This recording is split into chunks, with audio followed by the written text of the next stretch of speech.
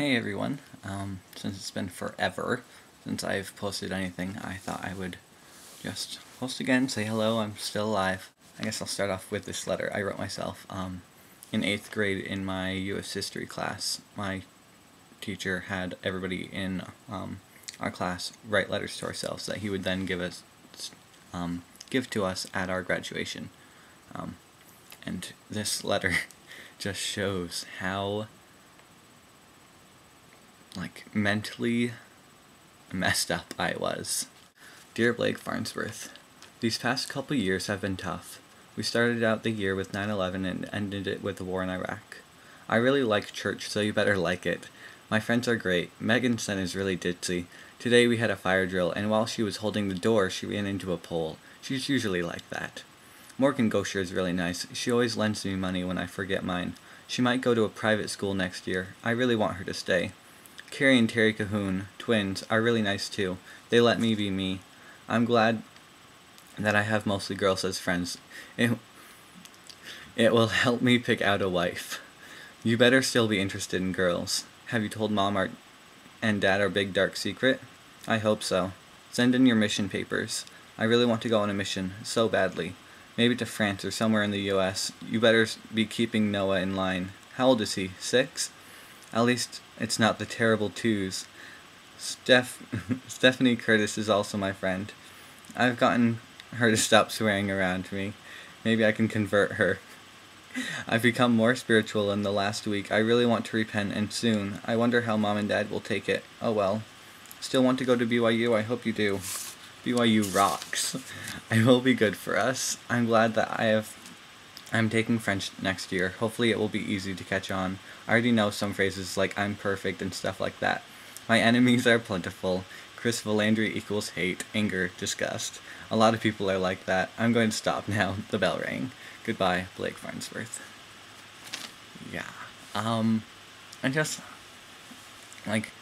getting that this past year and rereading it, just putting into my mind in 8th grade, I knew, okay, I'm supposed to like girls. There's, this is what I'm supposed to, be having feelings for. But I also knew that I did like guys. In school, I didn't have any Mormon friends just because, there were no other Mormons, up here in Vermont. Well, not up in Vermont, but in my high school. And when I finally did come out, they were like, oh, finally, now we can actually talk about it. We knew forever. And I was like, what the heck? You couldn't tell me you knew? Kind of been dying here. Yeah, it was bad. But good. In a good way. And going down to Georgia, for my senior year when I was 16, there were maybe 60, 80 Mormons in my high school, and we were all really tight. We had our Mormon hangout spot that we'd go to every morning, and we were a really tight-knit group, and I moved in there, and they totally just accepted me, before I came out. And, when I was in Georgia, that year, that I came out, when I came home for Christmas. And after I came out and went back to Georgia, things were kind of crazy, because I had no idea how people were going to react. I had no idea who would still be my friend, if I was going to be chastised or whatever. But luckily everything went fine, and I made a lot of great friends there. A lot of people, kind of give them little,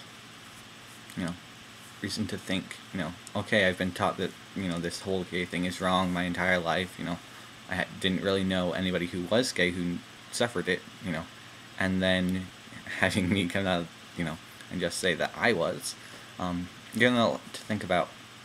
And since then, I'm going to college in Utah, and being, a lot more independent than I've ever been in my life, being able to, go out on dates and everything like that. Very odd. My singles ward, my group of friends was really accepting. They would ask me how my dates went and everything, and it was awesome. But just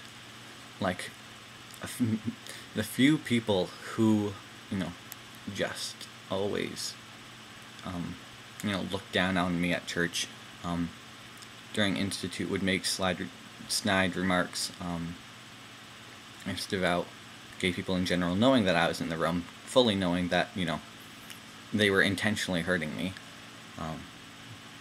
And, at times church was really an unwelcoming place. And while I had a lot of good friends there, it really started to hurt just going every week. And so I kind of stopped going after the Christmas when I was there. Also because my job I had started working on full-time. And I couldn't really get time off for church, even though I would ask for it. And since then, I've been kind of off and on inactive. Now, I go to church maybe once a month, and I go to sacrament meeting occasionally.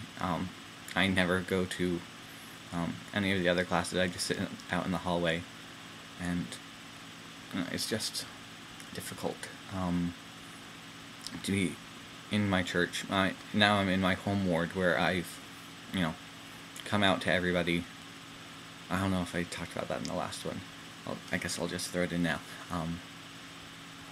I think it was the beginning of June, after I had just come home from Utah, it was a fast testimony meeting, and I got up to the pulpit and basically told everybody that I really felt like they were my family and I loved them a lot, and so I felt that I wouldn't be being honest with them if I didn't let them know, and over the pulpit just said I'm gay, and said that I hope that my relationships with them wouldn't be hurt, and it was an interesting day. People tell me that when I said it, the bishop kind of laid his head in his hands and crouched over, but whatever. But that entire sacrament meeting, people who would get up after me would just talk about how they felt like they always, their gay relatives, their gay sons, their gay brothers, their gay uncles, and they felt like they could never talk about them in church, because it just wasn't up for discussion. It was just wrong, end. And with my coming out, they felt like they were glad that I had the courage. A lot of them expressed thanks to me. Everybody told me that they still loved me. Nobody really condemned me at all, and even the bishop at the time said that judgments were not to be made about me. And then 3 weeks after that, he said he wanted me to stop hanging out with the youth because I was a bad influence on them. But other than that, that sucked. And I'm just living now outside of church, just in my own mind, my own spirituality. Things have gotten, at times my relationship is a lot more personal. It's a lot more one-on-one with God.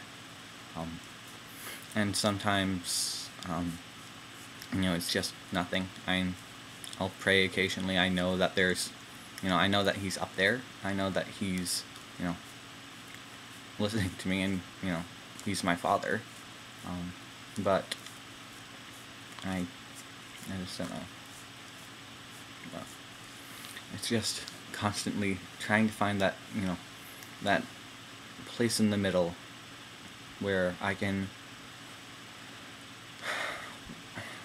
be myself, and I don't even know who myself is, and just I'm being this thing that I've been taught was wrong, that I know is all right, and I still have to kind of battle between the gay lifestyle and what I know I should be doing.